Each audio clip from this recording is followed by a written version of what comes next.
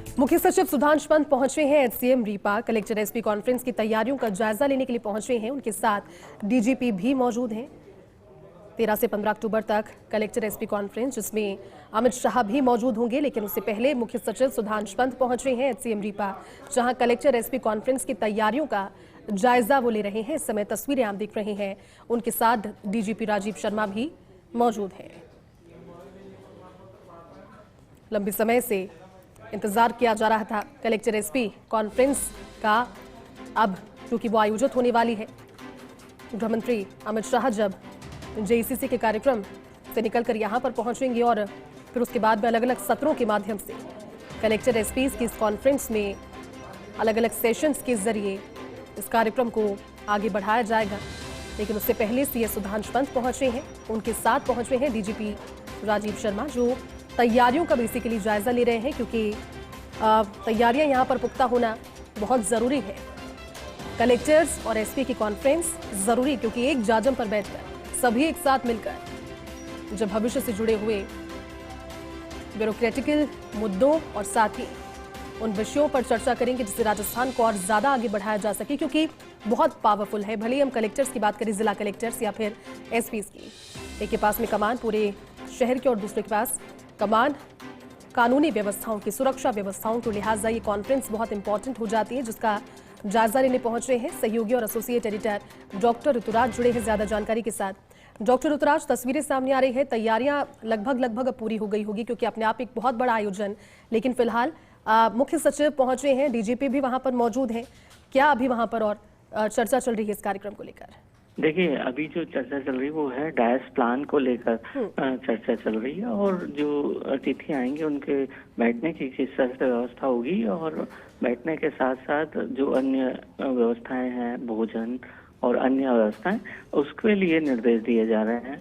तो यहाँ पर जो एचसीएम रीपा में बलवंत सिंह मेहता जो सभागार है, वहाँ पर तमाम अधिकारी पहुंचे। सीएस सुधांशु पंत पूरी जो बागडोर है उसको, उस पर निगरानी रखते हुए वो खुद मॉनिटरिंग कर रहे हैं और खुद जायजा ले रहे हैं। उनके साथ डीजीपी हैं।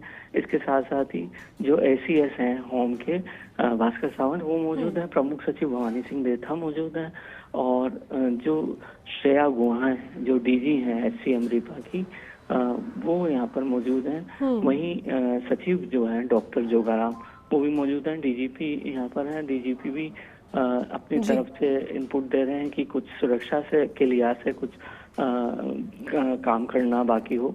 तो तमाम जो भी तैयारियां हैं वो अंतिम रूप दी जा रही है।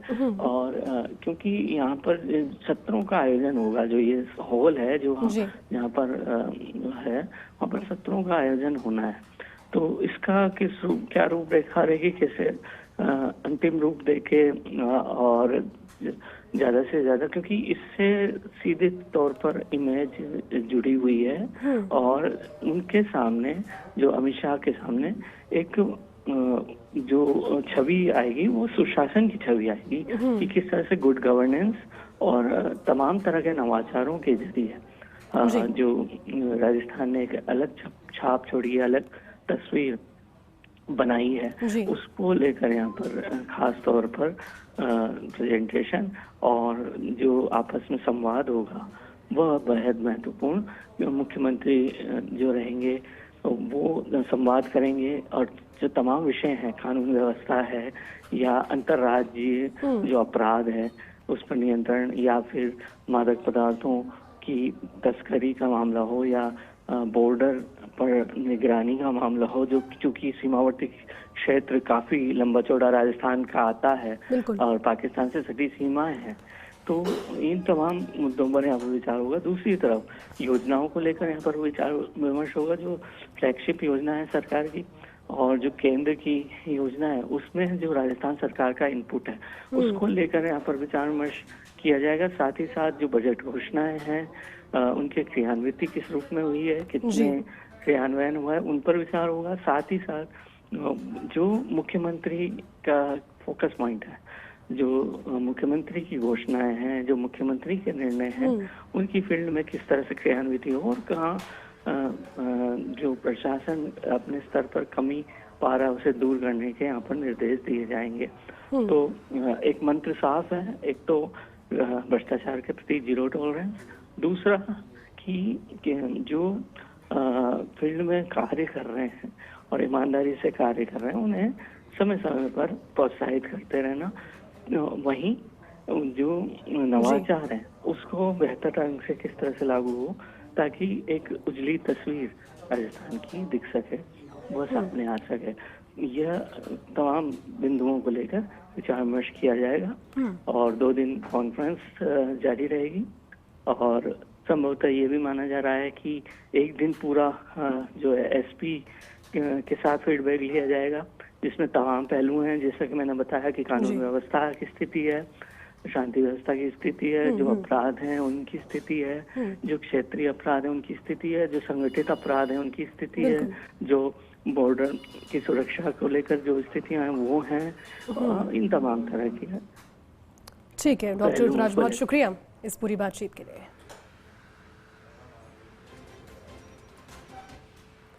2047 संकल्प से सुशासन चिंतन एवं समीक्षा शिविर यहाँ आयोजित किया जा रहा है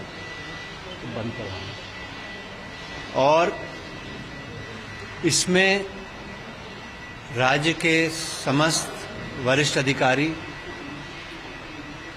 इनॉग्रल सेशन जो केंद्रीय गृह मंत्री जी उद्घाटित कर रहे हैं उसमें तो सभी राज्य के मंत्रीगण भी रहेंगे, सचिवगण, पुलिस के सीनियर ऑफिसर्स, सभी डीजी रैंक के, एडिशनल डीजी रैंक के और जिलों से सभी हमारे divisional commissioners, IG/ police commissioner, district magistrates और एसपीज।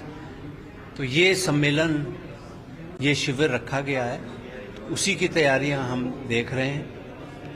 मुख्यमंत्री जी का स्पष्ट निर्देश और मंशा है कि न सिर्फ भविष्य का हम रोड मैप प्लान तैयार करें बल्कि अभी तक की जो प्रगति हुई उसकी समीक्षा भी करें और निर्देश दें अधिकारियों को समीक्षा के बाद कि किस प्रकार से आपकी किन योजनाओं में कैसा काम चल रहा है। तो समीक्षा भी होगी, चिंतन भी होगा।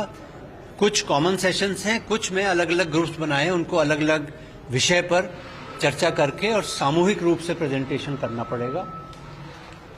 उल्लेखनीय बात यह है कि जो प्रतिभागी हैं उनको यहीं वो इसी परिसर में रात्रि विश्राम भी करेंगे और सुबह कॉमन जो है एक योग का सेशन भी होगा, सब सामूहिक योग भी एक साथ करेंगे।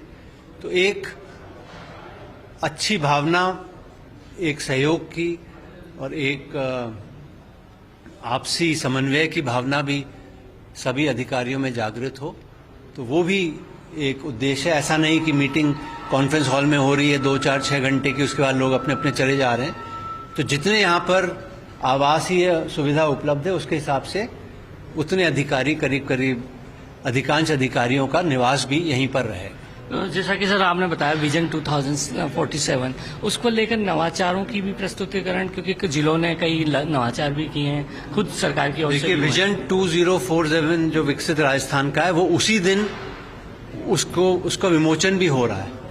गृह मंत्री जी और मुख्यमंत्री जी द्वारा उसका विमोचन भी उसी दिन किया जा रहा है।